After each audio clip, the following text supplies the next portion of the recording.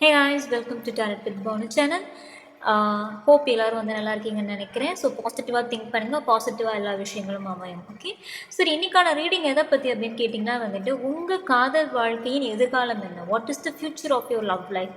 இதை மேரிட் கப்புள்ஸும் பார்க்கலாம், கமிட்மெண்ட் ஸ்டேட்டில் இருக்கிறவங்களும் பார்க்கலாம், இல்லை சிங்கிளில் வந்து ஒரு பொண்ணுக்கிட்டேயோ இல்லை ஒரு பையன் மேலேயோ ஒரு க்ரஷ் இருக்குது, ப்ரப்போஸ் பண்ண போகிறீங்க, இல்லை அவங்க கூட கமிட் ஆகணும் ஆசை இருக்குது பீப்புள்ஸும் வந்துட்டு இதை பார்க்கலாம். ஸோ வந்து யார் வேணால் பார்க்கலாம். இது ஒரு ஜென்ரல் ரீடிங் தான் அண்ட் டைம்லெஸ் ரீடிங் தான். ஸோ நீங்கள் எப்போ பார்த்தாலும் உங்களுக்கு இது பொருந்தும். So what is the future of your love life பார்க்கலாம்.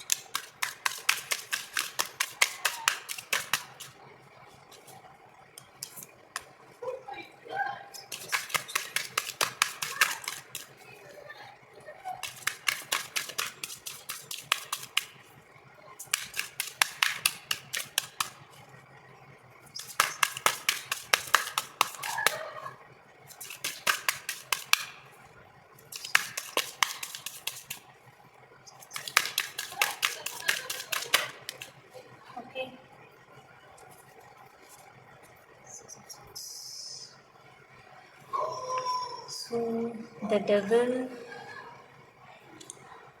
Four of Cups, Knight of Wands and Page of Wands.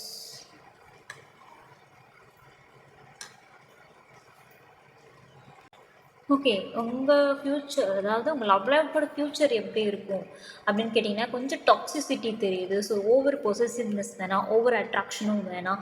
So அதை கம்மி பண்ணிக்கோங்க. ஏன்னா அது வந்து ஃப்யூச்சரில் வந்து ஒரு டாக்ஸிக் என்வாயன்மெண்ட் வந்து க்ரியேட் பண்ணும்.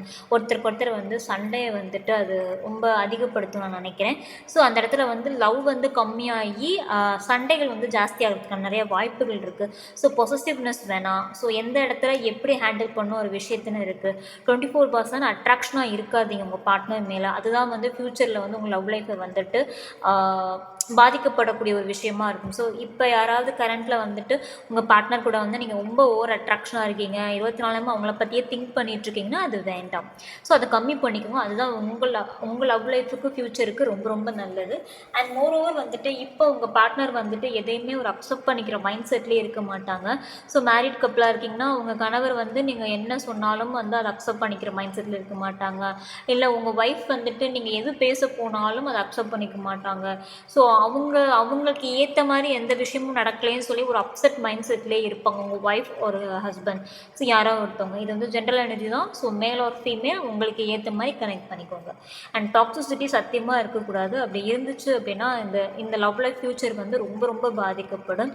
ஏன்னா இப்போ உங்களோட ஒய்ஃபோ அல்லது ஹஸ்பண்டோ வந்துட்டு லைஃப்பில் வந்துட்டு அவங்களுக்கு நிறைய விஷயம் அவங்களுக்கு வந்து சக்ஸஸ் ஆகிருக்காங்க, நிறையா விஷயம் அவங்க கண்ணு முன்னாடி இருக்குது. ஆனால் அதெல்லாம் விட்டுட்டு ஏதோ ஒரு விஷயத்தை மட்டுமே ரொம்ப எதிர்பார்த்து உட்காந்துட்ருக்காங்கன்னே சொல்லலாம். ஸோ அந்த விஷயம் எனக்கு நடந்தால் தான் எனக்கு ரியல் ஹாப்பினஸ்ன்னு நினச்சிட்ருக்காங்க. பட் நிஜமாகவே அவங்க முன்னாடி வந்து நிறையா ஹாப்பினஸ் இருக்குது, நிறையா விஷயங்கள் இருக்குது, அவங்களுக்கு ஏற்ற மாதிரி இருக்குது. ஆனால் அதெல்லாம் விட்டுட்டு நம்ம எதிர்பார்க்குற விஷயம் நடந்தால் தான் எனக்கு ஹாப்பினஸ் அப்படிங்கிற மாதிரி உங்கள் பார்ட்னர் அந்த மைண்ட் செட்டில் இருப்பாங்க.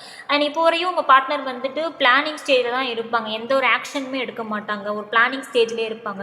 அடுத்து என்ன பண்ணுறது அப்படின்னே ஒரு ஆக்ஷன் எதுவுமே எடுக்காமல் மைண்ட்லேயே வச்சுருப்பாங்களே தவிர்த்து இப்போ கம்யூனிகேட் பண்ணணும் அப்படின்னாலும் சரியாக கம்யூனிகேட் பண்ண மாட்டாங்க. இல்லை வீட்டில் போய் பேசலாம், இப்போ வந்துட்டு ரிலேஷன்ஷிப்பில் இருக்கீங்க, கமிட்மெண்ட்டில் இருக்கீங்க, நெக்ஸ்ட் ஸ்டேஜ் இந்த ரிலேஷன்ஷிப்பை கொண்டு போகணுன்னா வீட்டில் வந்து பேச சொன்னால் பேச மாட்டாங்க.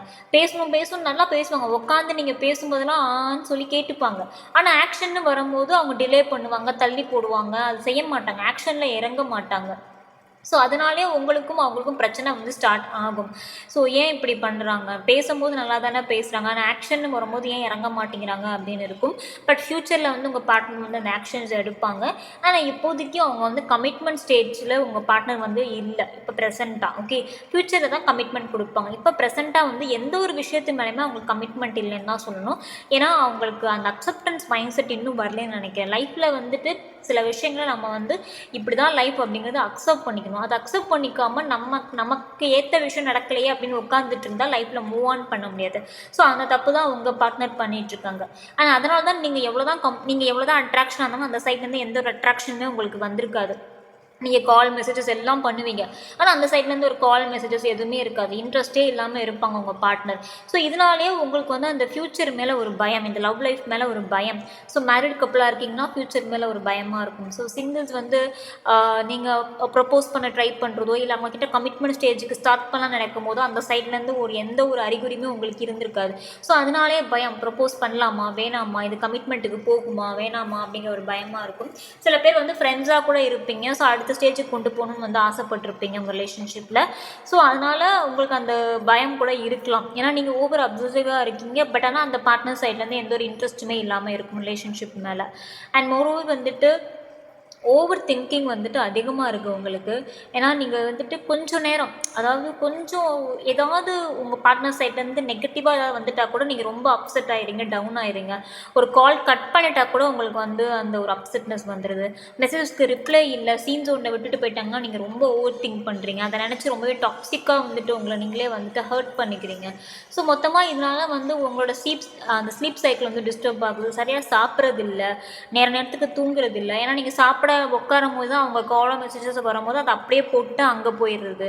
ஸோ இப்படி வந்து உங்களை பற்றியே நீங்கள் கவலைப்படாமல் அந்த பர்சன் கூடவே அட்டாச்சாக இருக்கிறீங்க. ஸோ அந்த பர்சன் தான் உலகம், அந்த பர்சன் தான் எல்லாமே இருக்கிறதுனால தான் அந்த சைட்லேருந்து எந்த ஒரு ஆக்ஷனுமே இல்லை. ஸோ அதனால தான் உங்களுக்கு இந்த ஃப்யூச்சரை பற்றின பயம் எல்லாமே இருக்குது. பட் இப்போ ப்ரெசென்ட்டாக வந்து உங்கள் பார்ட்னர் எந்த ஆக்ஷன்ஸும் எடுக்க மாட்டாங்க, ஃப்யூச்சரில் தான் ஆக்ஷன்ஸ் எடுப்பாங்க. அதுக்கு வந்து சில மந்த் ஆகும், மேபி 4 to 5 months ஆகும் கட்டாயம் உங்கள் பார்ட்னர் வந்துட்டு அந்த ஸ்டெப் எடுக்கிறது. ஓகே, இப்போதைக்கு நாங்கள் அந்த கமிட்மெண்ட் ஸ்டேட்டில் இல்லைன்னு தான் நான் சொல்லுவேன். இன்னும் சில பேர் நான் சொன்னேன் இல்லையா, ஸோ நீங்கள் ப்ரப்போஸ் பண்ணுறீங்க, ப்ரப்போஸ் பண்ணலான்னு ஐடியாவில் இருக்கீங்க, இந்த பர்சன் கூட கமிட்மெண்ட் ஸ்டேட்டுக்கு மூவ் ஆனாலும் ஐடியாவில் இருக்கீங்க அப்படின்னா அந்த பர்சன்ஸ்க்கு வந்துட்டு இந்த பர்சன் இப்போதைக்கு இன்ட்ரெஸ்டாக இல்லை. ஸோ நீங்கள் இனிமேல் ப்ரப்போஸ் பண்ணி நீங்கள் அந்த ரிலேஷன்ஷிப்பை கமிட்மெண்ட் கொண்டு போகிறதுக்கே டைம் எடுக்கும். ஸோ அந்த மாதிரி எனர்ஜியில் உள்ளவங்களுக்கு வந்துட்டு இந்த ரிலேஷன்ஷிப் கொஞ்சம் டிலே ஆகும். மேரிட் கப்புள் அண்ட் கமிட்மெண்ட் ஸ்டேட்டில் உள்ளவங்களுக்கு இன்னும் 5 to 6 months ஆகும் உங்கள் பார்ட்னர் வந்து உங்களுக்காக ஸ்டெப் எடுக்க. இல்லை வீட்டில் வந்து பொண்ணு பேசவோ, இல்லை மேரிட் கப்புள் வந்துட்டு வேறு ஏதாவது ஒரு வீடு வாங்குறதை பற்றி பேசியிருப்பீங்க, இல்லை தனி கொடுத்தனத்தை பற்றி பேசியிருப்பீங்க, இல்லை உங்களுக்கும் ஃபேமிலிக்குமே அண்டர்ஸ்டாண்டிங் இருந்திருக்காது, அந்த பிரச்சனைகளை பற்றி உங்கள் வீட்டில் பேசியிருப்பீங்க, அதுக்கான சரியான ரெஸ்பான்ஸ் இருந்திருக்காது உங்கள் பார்ட்னர்கிட்ட இருந்து. இப்படி நிறையா விஷயங்கள் சொல்லிகிட்டே போகலாம். ஸோ எந்த ஒரு வகையிலுமே உங்கள் பார்ட்னர் வந்து உங்களுக்கு சப்போர்ட்டிவாக இருந்திருக்க மாட்டாங்க. அதனால தான் உங்களுக்கு அந்த ஃப்யூச்சர் மேலே ஒரு பயமே வந்து ஏற்பட்டிருக்குன்னு நான் நினைக்கிறேன். பட் நோ வரி, ஃப்யூச்சரில் வந்து 5 to 6 months அப்புறம் வந்து ஸ்டெப்ஸ் எடுப்பாங்க. ஸோ அது வரைக்கும் கொஞ்சம் பொறுமையாக இருங்க. அந்த உங்களை பார்த்துக்கக்கூடிய டைம்னு நான் நினைக்கிறேன். ஸோ அதனால் உங்கள் பார்ட்னரை பற்றி விட்டுட்டு கொஞ்சம் உங்களை கேர் பண்ணிக்கோங்க. ஃபிசிக்கல் ஹெல்த் ரொம்ப ரொம்ப முக்கியம். அது ஹெல்த் இஷ்யூஸ் வந்து கட்டாயம் உங்களுக்கு வரும். ஸோ அதனால் அந்த ஹெல்த் இஷ்யூஸ்லேருந்து தப்பிக்கிறதுக்கு நேரத்துக்கு சாப்பிடுங்க, நேரத்துக்கு கரெக்டாக தூங்குங்க. அண்ட் ரொமான்ஸ் செஞ்சுட்டு அட்வைஸ் என்ன அப்படிங்கிறது பார்த்துக்கலாம்.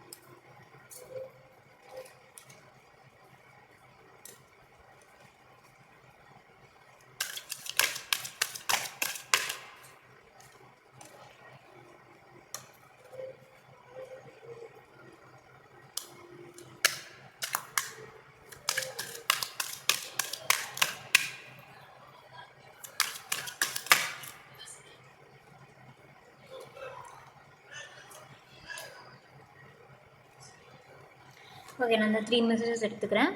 நான் சொன்ன மாதிரி தான் உங்களை பற்றின திங்கிங் ஆக்ஷன்ஸ் வந்து எடுக்கல, பட் ஆனால் வந்து மனசளவில் வச்சுருக்காங்க. ஸோ ட்ரீம்ஸ் நிறைய வந்து உங்களை பற்றி அவங்க ட்ரீம் பண்ணுறாங்க, இதை இப்படி கொண்டு போகலாம், அவங்க கூட இப்படி வாழணும், இப்படிலாம் வாழணும் ஆசைப்படுறாங்க. ஆனால் எந்த ஆக்ஷன்ஸ்லேயுமே இருக்கல.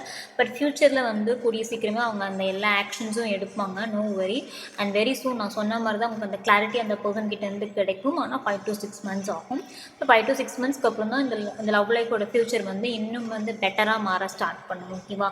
அந்த ரிலேஷன்ஷிப்பு இப்போதைக்குன்னு வந்துட்டு ஒன் சைட் மட்டும்தான் அட்ராக்ஷனில் இருக்குது. ஒன் சைட் அட்ராக்ஷன் நல்லதுக்கு இல்லை, டபுள் சைட் அட்ராக்ஷன் இருந்தால் தான் அந்த ரிலேஷன்ஷிப் வந்து ஸ்டெபிளாக போகும்.